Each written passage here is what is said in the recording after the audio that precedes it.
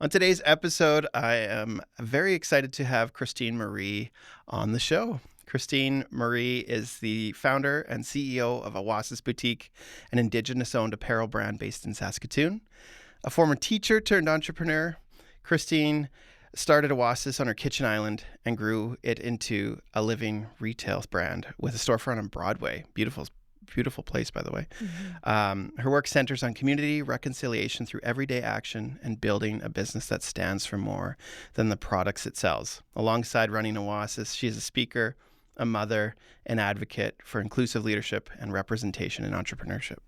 Thank you so much for being here. Thank you for having me. It's an honor.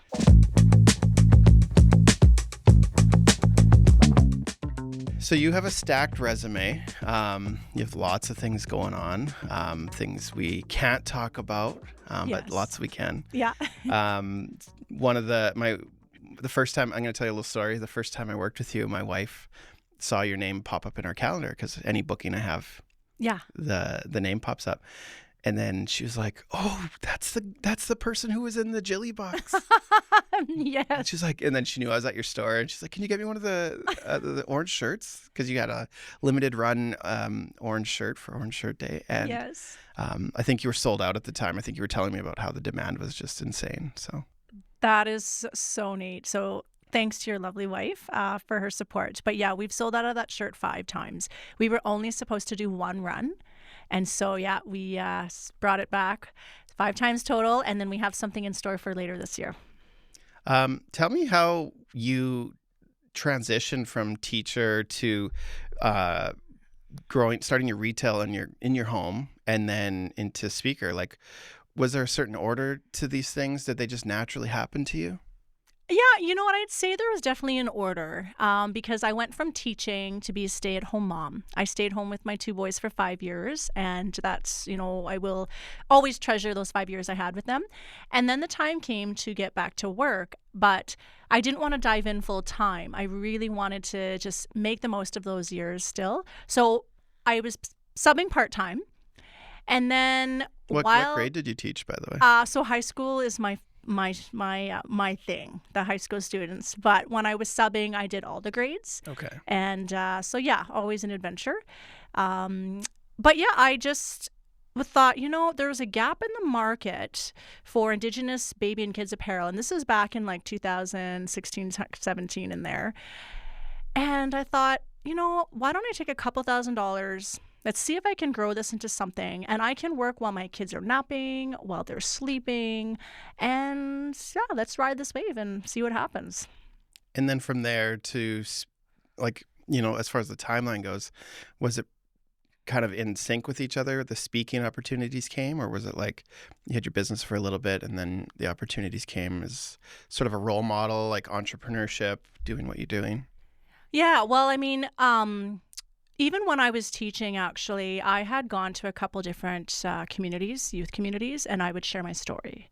So I had some experience in doing that already and just hoping to leave some inspiration behind, especially when I spoke to Indigenous youth. And then when I started my business, it was like I wanted to start and build a foundation so that I knew what I was talking about and I had a strong message to share. So even in the first few years, I was asked to do a pitch competition, and I said no. I was asked, "Do you want to come speak at this?" And it was a bigger event. I said, "No, not yet." I wanted certain things to just feel like they were ready and lined up, and then that message was stronger. So then a few years in, I started doing speaking and have continued to do so. And you kept both going, kept growing your business. Correct. What's your work split these days? Like, is the business most of your time and speaking's just here and there? Exactly. My kids definitely are most of my time. You're a basketball coach for one of your kids? Yes, yeah. First year coaching basketball for my boy. But we love basketball. It's something that we bond over, so it's quite special. They are a big priority for me. Then my business, and then it would come just a few speaking things every couple of months. So that way there's a bit of balance in there. Okay, now you spoke at the same event as Jillian Harris, right? Correct, yes. What's that like to meet her? She is a fireball. She is so kind. We've met a few times now. We've obviously worked together over the years. And one thing I've really appreciated about Jill is that she's got this massive platform. She's quite well known in Canada, but she has taken the time to get to know me, to listen, to support, and that has gone such a long way. It wasn't just, oh, we're going to put this in the box and I'm going to now tick a box. She's actually, built this relationship, this friendship. So yeah, she's an absolute blast. No filter, which makes her hilarious, but you can feel that warmth from her when you are with her. How far across the country and or world have you traveled for speaking? So actually this year is I've joined a speaking bureau. So now I want to expand outside of Saskatchewan because the majority of the stuff I've done within the province. So this is the year that we're going to step out and go beyond from coast to coast. What kind of values do you have that you think make speaking something that's important to you? Like you are a teacher, and I think teachers already have certain values to, help youth grow, help kids grow, develop. What kind of values do you have that you think maybe are unique to you as like an educator and an entrepreneur and just a human that make speaking something that you like doing or feels important to do? I feel, when I'm preparing for something, I always like to get a sense of what kind of audience is going to be there. And then what is going to be that big takeaway for them?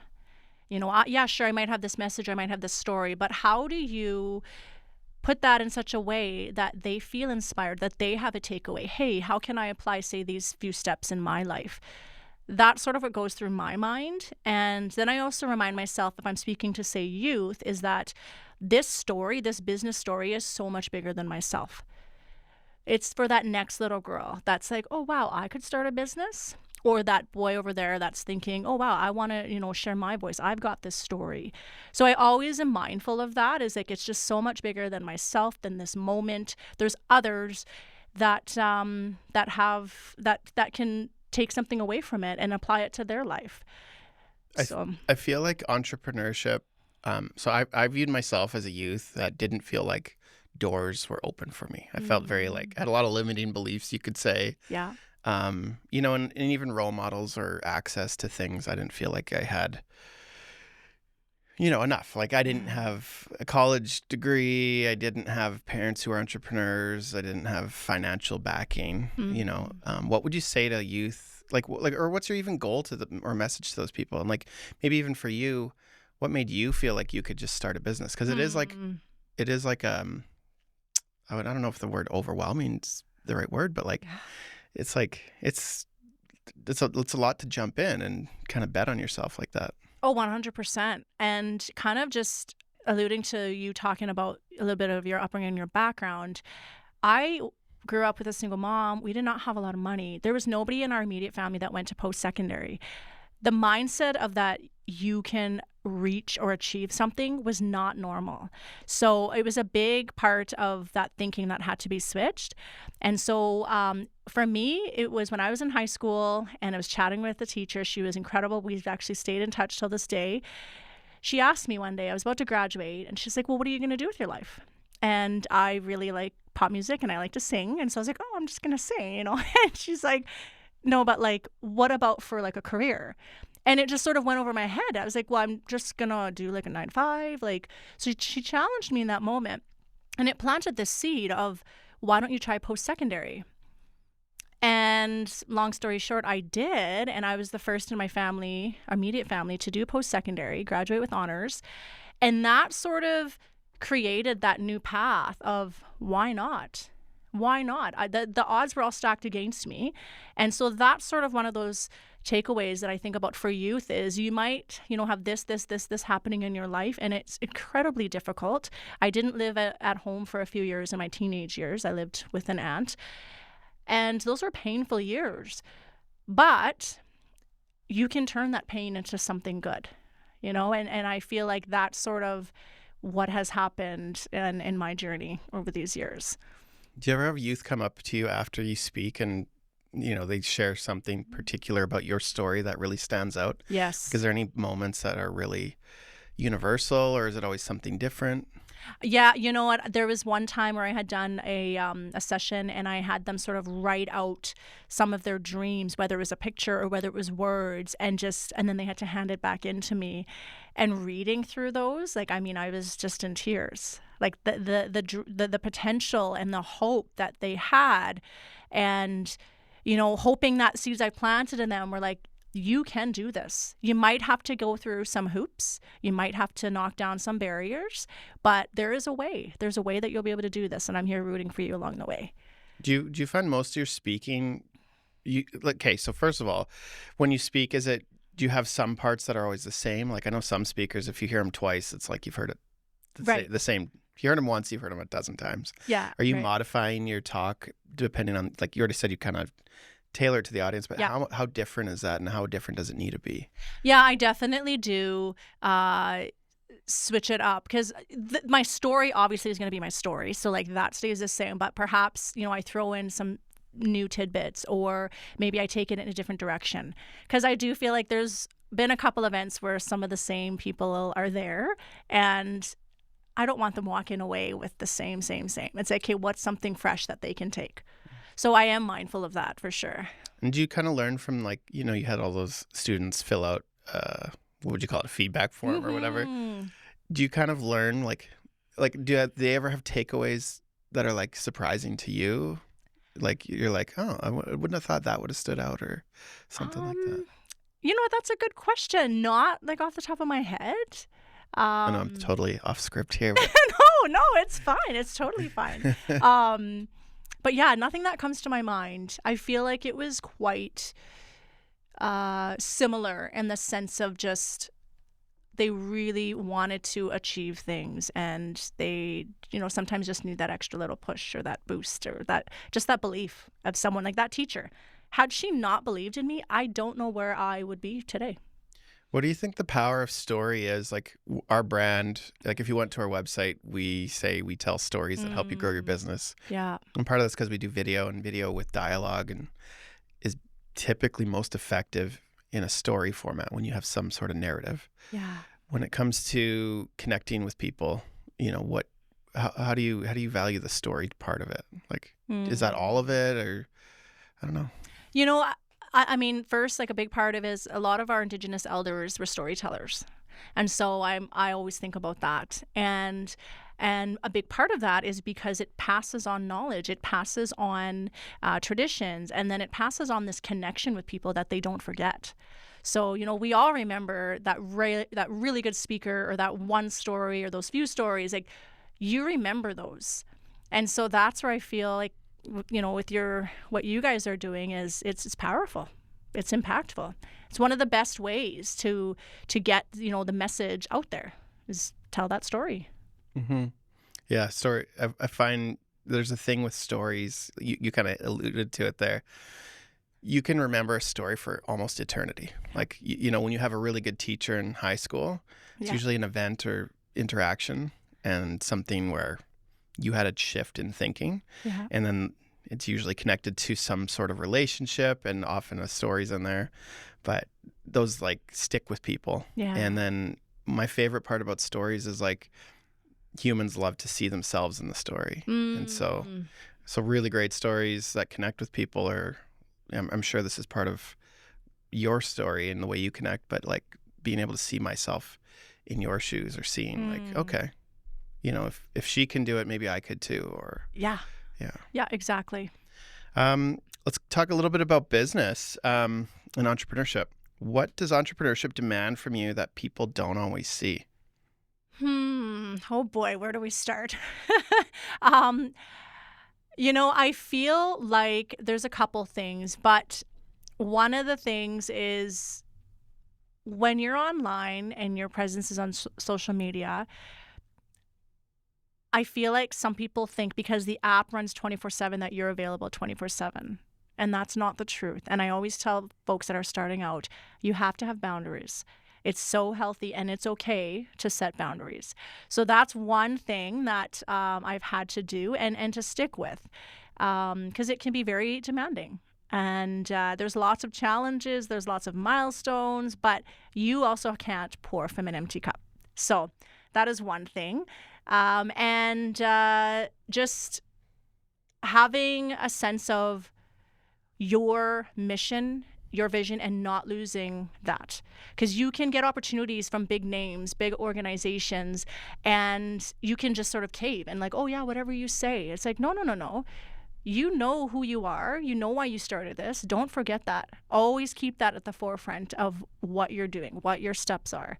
So those are the first few things that come to my mind. How's your vision for your business changed over the years? Like, I assume I'm going to make some assumptions here, and you can tell me if they're right. For sure. When you're starting out, you just want to make something that works. Like, first thing is like make a product and sell it. Mm-hmm. Probably the second thing is make a product, sell it, and make profit enough to maybe make an income. But then beyond that, then you have your mission and goals. You want to talk into that, and then if they've changed over time and how they've changed over time and grown with you. I feel the one thing that was with me right from the get-go was creating this line, but also because there was the gap, which also connects to when I was younger. As a young colored girl, I faced a lot of racism and a lot of stereotypes, and I remember those feelings of shame. And I thought, if I can create these pieces, we can start with the little ones and teach them about who they are, remind them to be proud of themselves so that they hopefully don't feel the shame that I felt as a kid. So that was one huge mission, huge vision right from the get-go. And it's still strong today. That representation piece of it's when you feel acknowledged, when you feel seen, when you feel heard, that changes everything for one person. So that is one of the missions, I guess, that has stayed. And probably it sounds like that will be part of the DNA. 100%. 100%. Forever. Absolutely. And the other part is the giving back. So I remember getting a couple food hampers for Christmas one year, and just like mom didn't have money for gifts. And so remember, like, she still hung the stockings, but there was nothing in them. There was nothing under the tree. And her friend from work came and brought us a bunch of hand-me-down clothes in bags. And I still remember them coming through the door and putting down those bags. You remember that kindness and like the tears in my mom's eyes. So I knew as well, with my business, we are always going to give back. We're always going to find way, where can we support families? Where can we help? And just keep that kindness moving forward. So that is also something that will stay with the business. What do you see as like the next 5 years of like growth? I mean, maybe like, you have a retail shop. Yeah. And you sell online. Yeah. Do you see the online getting, like, does it already, like, what's the mix? Do you sell tons online, and like, is it 50-50, or do you imagine that'll grow, or do you imagine you'll get more retail shops, or, what are some of those goals or hopes or, plans you have? Yeah, no, good questions. So what's interesting actually about my online store is I do it a little bit different. I sort of go against the grain. It's not available 24/7. So I sort of do it in increments. So, and I feel like that was a huge aspect of a lot of our sellouts in my first few years. There'd be a minimum amount. This time it goes live, bam, they're sold out. Sorry, got to wait for the next round. And it created that excitement, that anticipation, which I think is huge for a small business. So, and that's what I still do. It's sort of just in increments. You got to watch, okay, this is the product you want. It's going live this day. Get ready, order it, bam. So that's been kind of fun.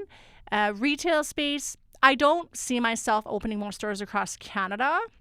I feel like just because of that e-commerce aspect, you can ship, anywhere you need to. So just keep working with that for now. But our growth, with the speaking, now with going outside of Saskatchewan, this will help us connect with more communities and network more, and then more people find out about the work that you're doing. So it's a win-win, I think, all the way around with the next few years. There's a purse manufacturer, I think it's Hermes. Okay. And they have a limited run. Like, it's almost like you put your name on the list and then they choose you. Oh, okay. As part of their marketing. Yeah. You were saying, like, you do it in runs and it's provided some excitement. Yeah. Do you think that makes sales even better? Like, do you think... Yeah, 100%. It is, because it's a mindset thing, right? Of, okay, this is exclusive, man. Like, I'm one of the ones that got it. And I'll have people that will run when I'm out and about, and they'll stop me and they'll be like, oh my gosh, I got the first round of the Jilly box, or like, oh, I got that first round of those sweaters or whatever. So it's pretty cool. Are some of your runs completely unique? Like you don't, like it's a one and done, and Totally. maybe you'll bring it back, but we don't know. Totally. Yeah. Like, Yeah. Absolutely. Yeah, it keeps it fun. What's your most popular products? Well, definitely our orange shirts.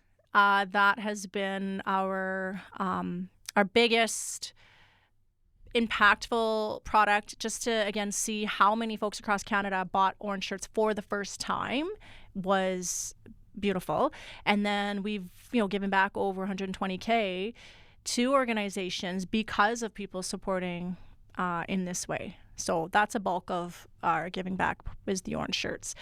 We have some really fun embroidered sweaters now. We have some really cute, I wish I should have brought him, but we've got a Bannock stuffy, and his name is Banny. So he's the first Bannock stuffy to hit the market. I say he's calorie free and gluten free, so people love that. So that's been fun. And we've got some we've grown, and it's really exciting to see. What kind of challenges does growing have? Like, you're working with manufacturing, production, stock, shipping. Like, yes. How that seems like, especially like on your kitchen table, if you're the one manually writing addresses and. Yeah, exactly. Oh my gosh, I remember that. Just giving a little note to each person and keeping it really personal. And then it was like, oh my gosh, I can't do this anymore. So then I had to hire on staff. And then they would come and we would sort of set up like a production line along my island. Okay, you wrap, you fold, you label. Like it was great. We had a lot of fun with that. But yeah, it's challenging. The biggest challenge I find is turnaround times. So because I could do a run and you might get, say, like 50 shirts, or you might get 500 shirts. So then you tell customers right away, it's a pre-order. And I always try to say like 3 to 4 weeks to kind of give them a rough idea. Like if you're going to order a couch, you usually have to wait, or a car. But sometimes in the busier seasons, it can hit like 5 weeks, and that bothers me. So then you start getting emails. Oh, yes. Yeah. And I wish I could just quickly print it right in front of me, right? But that's just not how it works anymore, because I work with several different printers and manufacturers. So the biggest challenge is, the turnaround times and, keeping up with that demand. But now, because of your limited runs, I assume you don't work partnership with other retailers and sell to them because you wouldn't have enough inventory, or do you have some deals like that? Yeah. So when I first opened, we had 11 retailers my first year that wholesaled all our products, which was great. But so I do have a few though now. So like the University of Saskatchewan store, USAS store, they've got a couple of my designs that I did for them. And we work with a lot with the Batoche Heritage site. They have a lot of my products in their store. And there's a store in Regina, or the Mackenzie Art Gallery. They have like a gift shop, so they also have some stuff. So there's a few, but in that case, which is nice, is because they sort of tell me, okay, this is what we're looking for. Okay, cool. I can print those and ship them to them. I don't have to take it out of my stock. Okay, so you're custom delivering it. 100%. Producing it. Makes it way, way smoother. Very cool. Yeah. And then, even for you, just like money's all gone. You don't have to you get paid when you deliver it, not they can manage their own sales and marketing. 100%. You said you were making custom products for USASC? Yeah. So they've got a couple designs that I did for them a few years ago. And then we'll do customs for organizations. Like we've done really nice golf shirts for BHP. I just did a couple designs for Nutrien. And that's been a few years of partnership, which has been wonderful. Co-op's next. Yeah, right. Put it out in the universe. Put it out there. But so there's probably about over 30 organizations that we've provided custom gear for, and it always will have an Indigenous inspiration piece in there, which is that reconciliation piece, because it's sort of like these two worlds coming together, and just building those relationships. Let's talk about reconciliation. So the question I have here is, what does reconciliation look like in simple, practical actions through a brand? Well, the first is Call to Action 92, which, if people don't know, they can do a quick Google search. That's part of, it's on the Canadian government website that applies to reconciliation in business. And it has just sort of some simple steps that businesses can take. My biggest thing is building healthy relationships. If we build those healthy relationships, that's going to allow us to create partnerships, to create, these conversations, have difficult conversations, to do better, to unlearn. Like, that's sort of where my focus always is build those healthy relationships and then go from there. Because it's been a rough go with our past and just some of the tension, but I'm always thinking, how can we do better? How do we have grace? And how do I also continue to create a safe space for when I have these conversations? If someone truly doesn't know, or is like, there was one organization we worked with, and we were all on the Zoom call, and all adults, right? We're all grown-ups, and they piped up and they're like, you know what? Truthfully, we've been in this business for over 50 years and we've never worked with an Indigenous person before.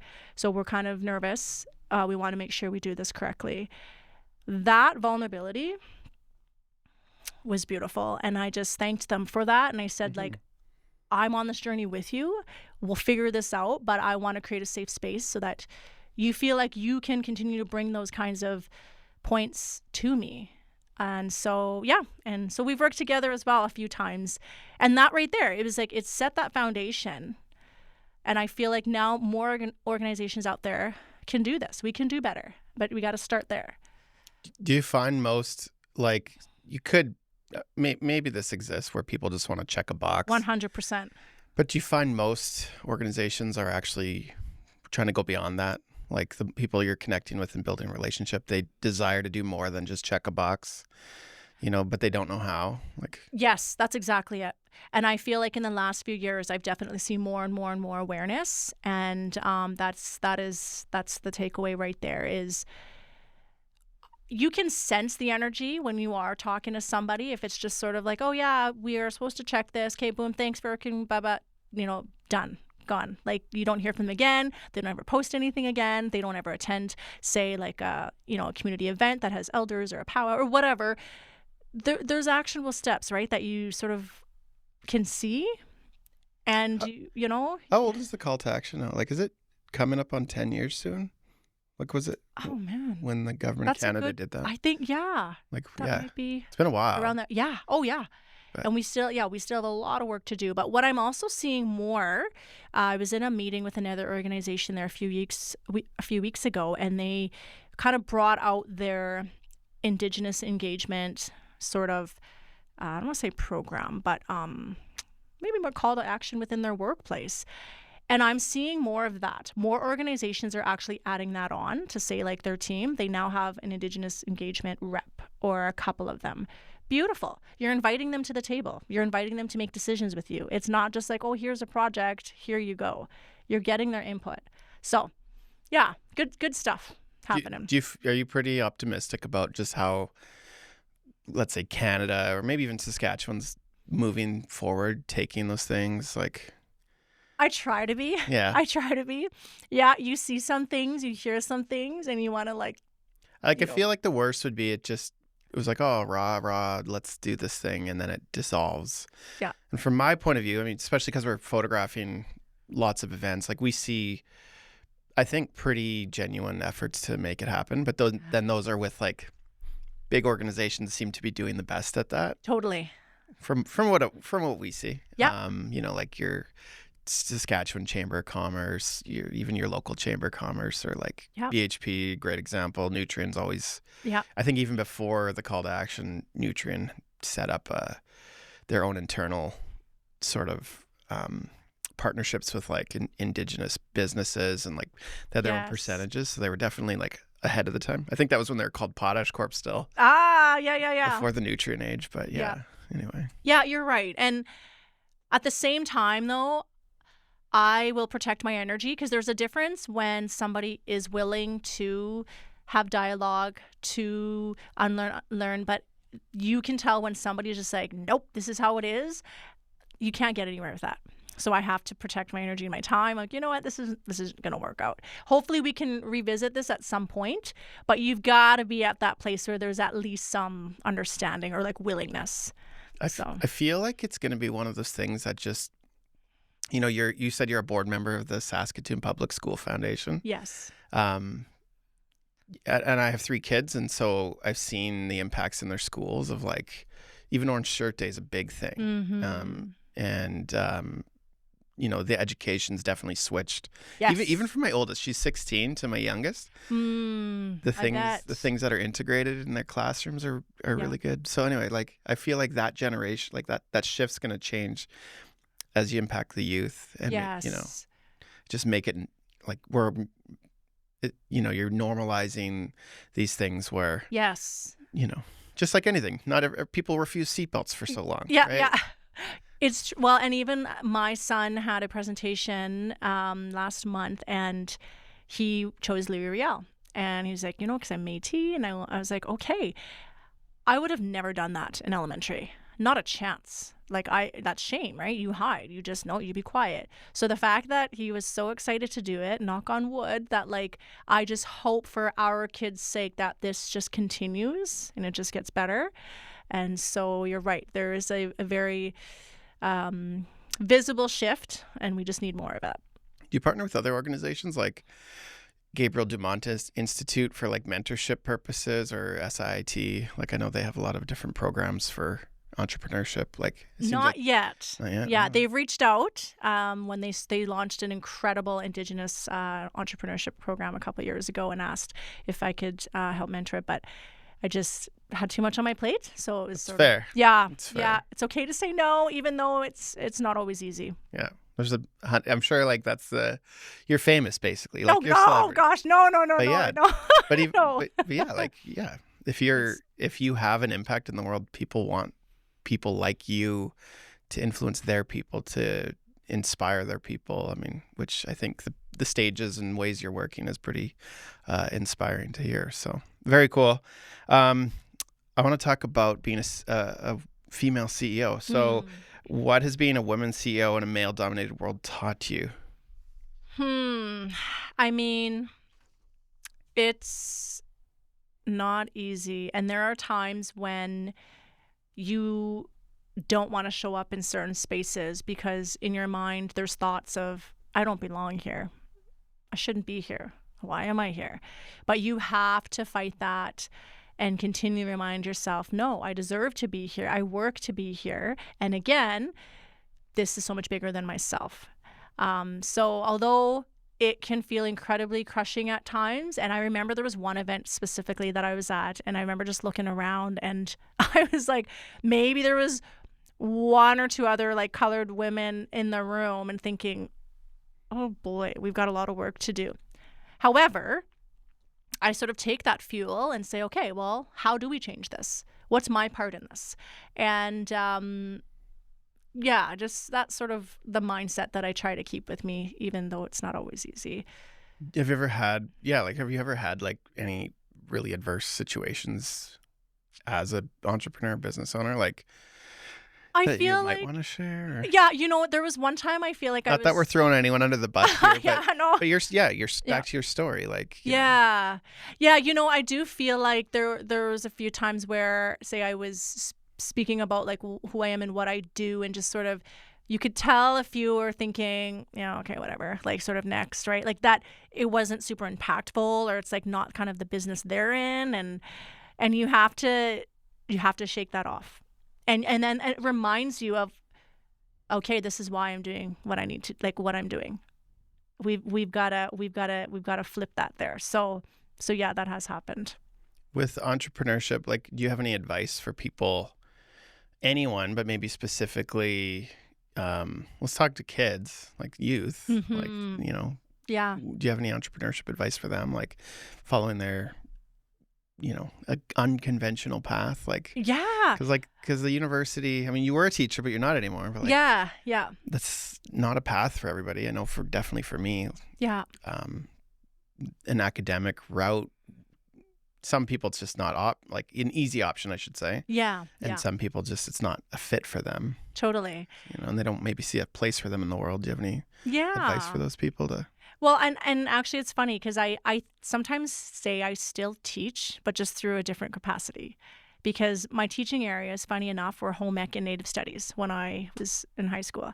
So I say I sort of still do that, but through entrepreneurship. But, that's just it, is that there's not going to just be one path, like this is how it should be, or like this is what it should look like. It's, again, especially if they have certain barriers, how do they overcome those? How do they get through those? And what are the supports that they can tap into? Because that's one thing we're super lucky today. We have so many more resources and supports than we've ever had before. So tap into those. They are there to help guide you. There were a few of the grants that I applied for in the first few years of business through GDI, and they were super helpful. Without their support, again, I wouldn't be here where I am today. The pitch competition that I finally did do after I felt like, okay, this is time, that was through Srita, and it was absolutely just incredible. Like, the experiences that they had kind of leading up to help prep you, and then the moment of stepping out and be like, okay, I've never done this before. I'm sharing my baby. Here we go. And that was, well, we ended up, or I ended up winning first, and that helped me buy equipment for my store. So it was a great experience. And what's actually kind of funny about that is, when they were going to announce the winners, they have like really big checks, and I could see like they had like 3, 2, 1 kind of, they were holding it. So they were like, yay high. And the girl kind of moved, and I could see the first place, and I could see my name on it. So then when they announced it, I was like, oh, I was still shocked and like surprised, but that was just kind of funny. So now I think they cover the checks when they bring them out. That's probably good. You got to keep that a surprise. Yeah. Your production in the beginning, were you like running off a Cricut or like? Yeah, exactly. I had 2 different ones. I had my sewing machine because I would sew blankets, bibs, and headbands. My sons would, especially my baby, would always be stuck to me like Velcro. So he would want to like, and it sounds crazy, but I taught him. But I had like a sort of little bin full of little pins when I'd pin my fabric, and he would want to, Mommy, I help you, and he would grab each pin and like put it beside me so that it was like, it's crazy. I have photos of him being right there when I look back. So yeah, I and that's one thing I say, you work with what you have, and that's okay, and build from there. I didn't get professional photos of models until year 3 of business. I used my iPhone, and I used the sunlight and the window, and I used flat lays. I was very creative in how I position things. Again, that's not usually how retail brands run, but I made it work. Yeah, you use what you have. Absolutely. Yeah, I think it's a lesson, like for any entrepreneur, and even myself. It's like, you don't need to have everything figured out to do the thing. No, like you don't need the camera. Like, I mean, we're filming in our studio, but like, this. You can make a podcast just on your phone. Sure. Like, just so you know. Yeah. Your phone mic, it's got a mic for talking to people, but it's actually like the microphone inside of a cell phone is amazing. There's so many apps and tools. I had a podcast interview with a friend. He runs a social media company, Scout Media. His name's Colby. And like, they film all their content for their clients, like professionally, on phones. That's amazing. And it's just like it's just a different workflow. It has a different look. People love, like, most of what you'd see on TikTok, Instagram is all cell phone anyway. So true. And even large brands, like I was told, what company was it? It was like a clothing company like Zara or something. They spend more on influencer UGC marketing than anything else. I believe it. Which most of that's produced on just cell phones. Totally. And it just goes to show, like, if the content's good or people want to see it, like, you don't need to wait. But yeah, starting with what you have is really good. Yeah, absolutely. Do you have like, okay, so now your production, are you mostly like, do you have at your retail shop, I assume you don't do production on site there? Correct. Yeah. So do you have a facility or team members other places? Have you scaled up to work with some bigger suppliers who can replicate what you produce? Or? Yeah, exactly that. So once I knew that I couldn't keep up with the demand in my home, I started to work with local printers. And so I now work with 4 different local printers, and I have other folks I work with in different provinces. I try to keep it as Canadian as possible because I feel like it's this cycle. It's like people supporting this small business, I'm now supporting that small business, which supports their families, their communities, and it just all comes back, right? So that's how we operate now. Is that And one of your values too, just as a 100%. entrepreneur? Like, yeah. Yeah. Because you could go Temu, buy bulk, Oh, redo it, oh which gosh, nothing, 100%. nothing Yeah. wrong with that. But Yeah.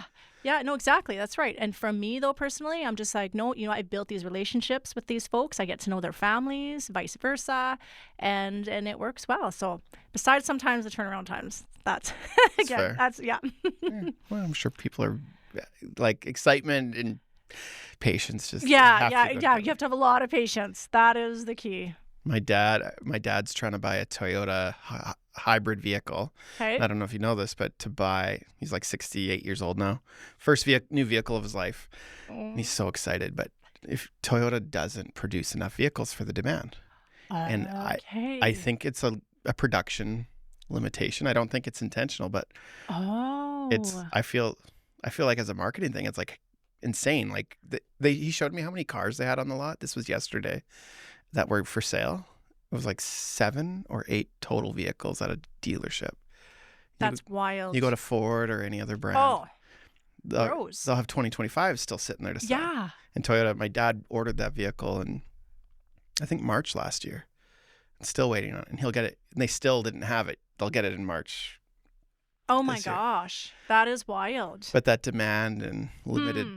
And it's interesting, too, because then the customer is a very different customer. I'm sure the buyer remorse is very different because you can't impulse buy Oh, the for thing. sure. Yeah. And then there's no bickering on price. It's just this is the price. And True. so I'm curious about like long-term strategy. It's like, well, if you could make more cars, wouldn't it be better? But maybe that demand is also good for the brand and marketing. So Interesting. yeah, Yeah. super Didn't know interesting. that. Mentorship. Have you ever had a mentor, like, or many mentors? I mean, tell me, you mentioned elders earlier. Maybe it's just people in your life, but you have a lot of pieces to your life. Like home ec teacher seems to go well into producing the products you make. But yeah. You know what? I actually been asked that a few times, and I don't have a mentor. I've reached out to like support, say like someone at GDI or like just some in my own circle that have been in entrepreneurship longer than I have, and just like bounce things off of them. But yeah, no, I don't. So I should maybe look into that, right? Tell me about maybe even just like people in your life that really inspire you to like, do you have any certain relationships that have been really important for you? Maybe, I mean, you mentioned a teacher earlier. Yeah, she's definitely one. The Like, one. and what's actually really cool about that is when I had to do my internship as a teacher, we had stayed in touch, like I said, all through these years. Did you go to U of S for school? I or- did, okay. yeah. And she says, oh my gosh, could you imagine if you could come intern for me? And I said, oh, what are the chances? She's like, yeah, the only thing is because we know each other, they don't like to pair you up. So I was like, yeah, that's fine. And sure enough, we got the call that I was interning. Yeah, I got an intern for her at St. Joe's. It was the best experience because sometimes they think you're not going to work as hard. Yeah, no. She made sure that I worked hard. And I saw her at a Huskies basketball game last month, and her daughter now is getting ready for her internship, and she says, can you please come back to teaching? She said, I would love for her to intern for you, and because there's a positioning that's opening up at her school. And I said, oh my gosh, if there was 2 of me and I had that capacity, I would do it in a heartbeat, because how cool would that be? I mean, right? But anyways, so now I'm sorry, I totally got off track. All good. No. Well, okay, you have a lot of fire to you. Like you have a lot of energy. Like what would you say is like something that like just really pushes you? And Okay, yes. it could be yes. positive experiences. It could be, adverse experiences or tragedy or whatever. I don't know. Yes. No, like- thank you. That's, yeah, going back to like who, so my kids obviously are a big inspiration. I just remember being in those first few years and feeling so lost and scared and looking down at their big brown eyes and them just being like, hello, mommy, or like, I love you, mommy, or you look like a princess. It was like, oh gosh, okay, like I can do this. I can make this new path for us a good one, and we're in this together. And so they inspire me. Days are long, days are challenging, as you know, as a parent, but I always think about how can I now make their future just, full of possibilities and opportunities that I didn't have. So I feel for me having kids, I don't have a backup plan either. But yeah. but once we had kids, I think I was like 2 years into doing photography, Yeah. and just like the no backup plan, and like, oh my gosh, like this can't not work. Oh, totally. You know, Yes. like the Yes. motivation of like my wife's a nurse, so Yeah. that's great. Yeah. For A little sure. bit of fail safe. Not that Yeah. she would want to stay with a loser, right? Yeah. Yeah. Yeah. But yeah, just having the kids, just like there's something about it, and I feel like it's even in different ways made me a better entrepreneur because I can't give 100% of my time to my business either. Like if Right. I was single, no kids, I could live, eat, breathe Oh, the company. totally. And then having a wife, my wife's great for me because she doesn't want me to work all the time. She wants me to go on holidays, wants me to shut the laptop. Yeah. That's A- so good. And then having the kids, and then like just I got to care for them. Totally. And my wife was on shift. My wife was on shift work in the early days for like the first 10 years. And it's like there's days like I'm like the whole evening, like, and Yeah. it taught me as a person to like be responsible and Yeah. like, take care of things. I don't know. How do you have any Yeah. experiences like that with the kids? Just like, Oh, 100%. you're looking down at their beautiful brown eyes. I'm sure they're Yeah. so cute. Yeah. Yeah. Well, now they're almost as tall as me. So I'm like, oh my gosh, you guys are growing way too fast. But yeah, absolutely. It is. It's that drive of like, I didn't travel a lot when I was a kid because we didn't have money. So like, I would go to Pike Lake, and that was like, oh my gosh, this is like a vacation. And I know some people love going there every year, and it's amazing for them. But that was just my world. That pool though, it is Right. Yeah. it's Yeah. still, Yeah. it's Yeah. still nostalgic. And the fries. The Yeah. fries are amazing. Sprinkle some vinegar. Yeah. So that is one goal I have had. Every year I've taken them somewhere, and a lot of it has been their first. And to see their eyes, like the last January, so just shy, it was January 8th of last year, I took them to their first NBA game. And their eyes, when they walked into the arena, they got to meet some of the players. We were down just on the court. Is this the Raptors or Yeah, Raptors and the Bucks. Yeah. That's yeah. cool. So my friend had seats right behind the bench, and so we were able to go down and Wasn't that the year the Bucks won the championship? no, unfortunately. I thought no, they won that was- recently in They the last- they did. It's been a few years, Okay. but so the moments like that of that pure joy, those memories, because I don't buy them a lot of stuff. I'm more, let's take that money, let's make memories, let's go somewhere. Take them to Disney and make them stay until like I was like, we have one day, and we're literally staying till close. We want to see those fireworks, the parade, whatever they are. Yeah. They were so tired. And I actually drove from San Diego. We stayed in San Diego to Anaheim in a rental. And like, if you've ever driven those interstates, they're crazy. One time. Like 6 lanes, man, both ways. Yeah. It's wild. But I was just determined of like, this is going to be a good time. They're going to, love it. And of course they did. But by like midnight, their time was like 2 or 3 hour time. It was time to go. And so I got them Carl Jr.'s after we left the park, scarfed that down, and within minutes I turned around because the drive was, what was it, 2 hours-ish back. Oh, so you like left in the morning from San Diego? 100%. And then we got home late, and they turned around and they were sleeping. So very memorable experience. That's cool. Yeah. Do you have any life mottos that kind of stuck with you, like, or that that means something to you? I can give you a couple examples of Yeah, some sure. I Give me, have. yeah. I'm gonna go off the cuff here, but there's one. It was it's never wrong to do the right thing. Mm, Then that was one of my mentor, or a teacher, a Yeah. photography teacher, you could say. yeah. And it was just like, do right by people. Mm, Like it's better for you in the long run. Yeah. Another one was life won't always be like this. I saw this like, Mm. you ever watch like an emotional video on your phone, Yeah, and it's like yeah. 11 p.m. Yeah. and you just bawl? Yeah, yeah. I don't do that very often. Oh, yeah, yeah. I barely cry, actually. I just not that I I'm not against it. I just Yeah, don't. yeah, totally. But when it comes to parenting, for some reason, that always hits me. And I remember watching this video, and it was a video of like the mom and dad having a bit of a light argument. The Sure. house was messy. The kids were crying.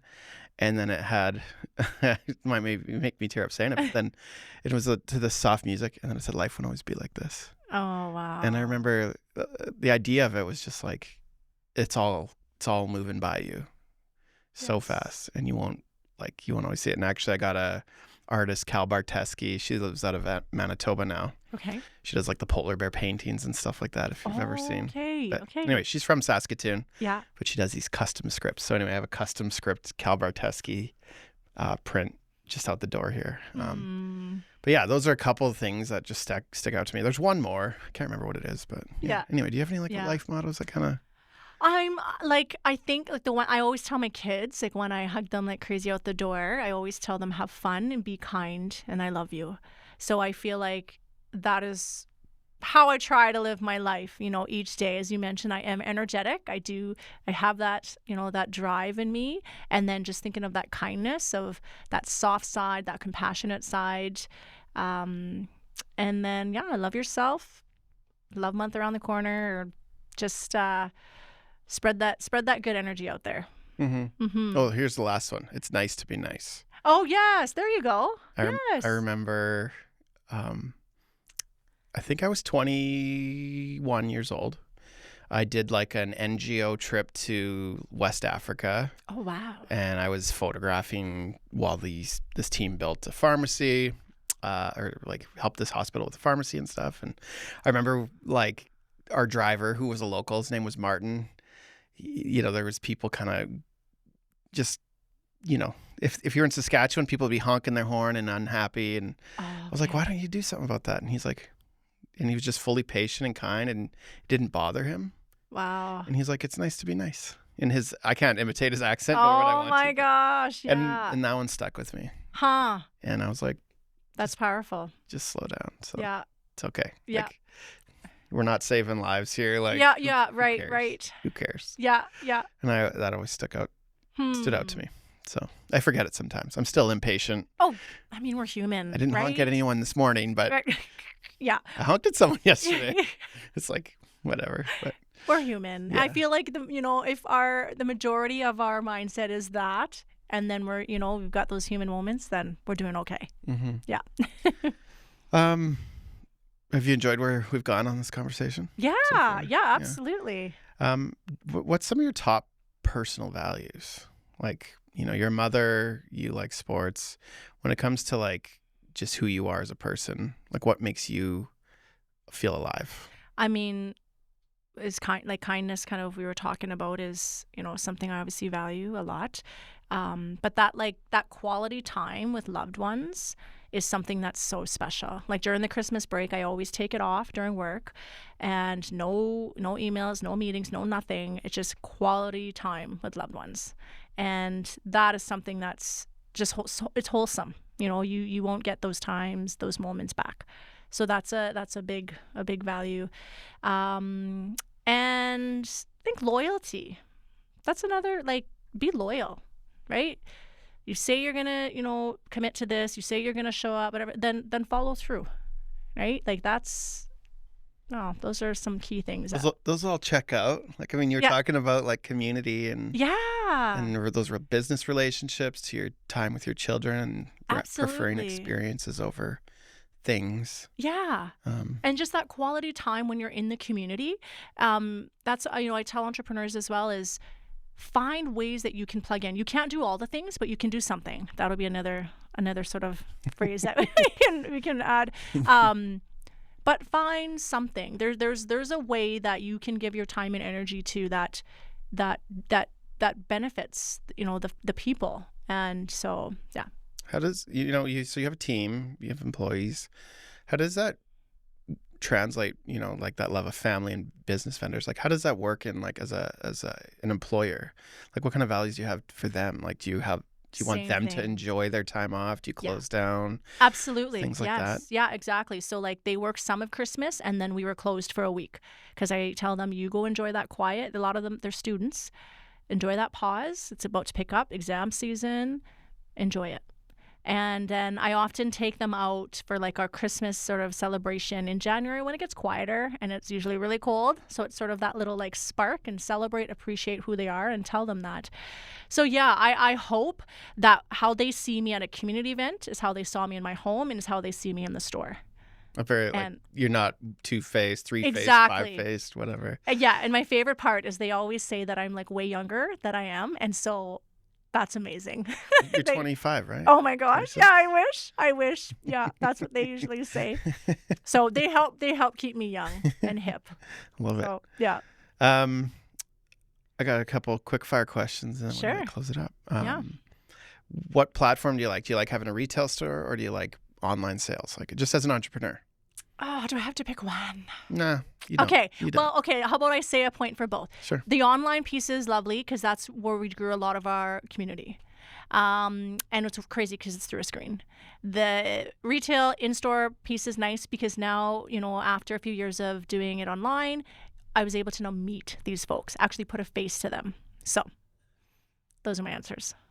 Do you feel like this is totally off the quick fire? Do you feel like the retail space is like an extension of you Yeah. as a person, as much like, the aesthetics of it, the Yes. experience you want to give to your clients? 100%. Yeah. The energy, like how they're, once they walk in and greeting them with that smile and that fire, that energy, 100%. I Yeah. skipped an earlier question I'm going to ask Oh, here. okay. If someone walked into Oasis for the first time, what do you hope they feel before they even look at a product? Exactly that is that they feel that warmth, that welcome, that this is a safe space. And, there was just a teacher in a few days ago and she was like, oh my gosh, she's like, you're here. I've been seeing you online for so many years. It's so nice to actually meet you. And it's like, oh, wow, just a very warm, pleasant experience. And that's what I tell my girls is greet them, make them feel welcome instantly. So, yeah. Do you wait for inspiration to design and make new products, or do you just force yourself to do it in certain intervals or ongoing? It's a little bit of both. Yeah, 'cause there'll be pockets of, say, I might take some time off and go travel somewhere, and all of a sudden, boom, this idea will come to you. And so then I type it in my notes. I'm very old school. I have my notebooks and my pen or pencils, and I write all my ideas or a sketch and grow it from there. So, but again, I'm going to be working here with MasterCard Foundation. And so with that one, I kind of have an idea of their theme. And so then I will create something based off of that and their color palette and that sort of thing. So, yeah. Planning or trusting your gut? Oh, again, that's so hard. Trusting your gut. It's really wrong. One habit that keeps you grounded? Going to the gym. Okay. Mm-hmm. Mental health, physical health, all those All things. the things. Blasting that loud pop music in my ear is just, yeah. When all you the don't things. do it, what's the first thing you notice? Like, how long does it take for you to feel like you're out of whack if you Definitely in You're a off few routine. days. I'm not every day. I feel like there needs to be that balance so you still enjoy it. But definitely in a few days, it's okay, I gotta keep it moving. I gotta clear the head. So favorite Yeah. workout? Like, just love um sitting on the treadmill in a warm up with the headphones on? Or yeah, barbells, and or- then I do doing the weights as well. And Do you ever do classes? Do you like classes? and no, stuff? I am I'm in my corner. I've got my music on. Leave me alone. That's your me time. That is yes. Morning or like- night? Not early morning, not a chance. But usually I'd say it's when I get home from work. And then on Saturdays, so for example, tomorrow, my son's basketball game's first thing in the morning. So after that game, then I'll go to the gym. A challenge that quietly made you stronger. Having to start over in my 30s, for sure. Yeah, it's a big one. Awesome. We're going to wrap it up here, Christine. What is one belief or mindset that has helped you rise above challenges while building both your brand and your life? I think just sort of segueing to everything we've talked about is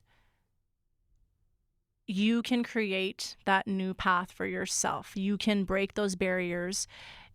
Just because this season was this and it was dark and it was awful, there's other chapters to still discover and to tap into. So to just keep going one step at a time. Sometimes I say 1 minute at a time, 1 hour at a time, and just keep that head up, keep going, and have fun. Be kind. Can I ask one more question? Sure. How do you maintain your optimism? Like you're very bubbly. Every time I've met you, and I've seen you speak, I think two or three times. You're on a couple panels. You have a really profound energy. How do you keep that? How do you protect that? You know, I mean, getting good sleep. I feel that helps, right? Like simple, So practical. yeah, practical things. Yeah, exactly. Legit. Getting good rest and protecting my time and energy of just, so you're not in overwhelm, right? And you can enjoy each day. Even sometimes, some days are harder than others, but I think it's contagious, right? What you're putting out there, that energy, and it comes back, or it lights up other people. So I think those are sort of all the things that I think about, just with living every day. Live it to the fullest, and we don't have time to be sad or stuck. We have to lift that head up and keep going. Love it. Mm-hmm. Thank you so much for being here. Thank It means you. a lot to me to give me your time and learn more about you. Yeah. And really dive into that. I feel like it's a master class for me for entrepreneurship to be able to connect with people like you. So thank you for that. Thank you. If you're listening or watching and you'd like to connect with Christine, you can find her on LinkedIn. Mm-hmm. You're very active there, which is great. Mm-hmm. And also on Instagram. But for her retail space and retail store, you can find Awasis Boutique here in Saskatoon on Broadway at her new location. And you can shop online at awasisboutique.ca. Thank you for being here. Thank you for having me.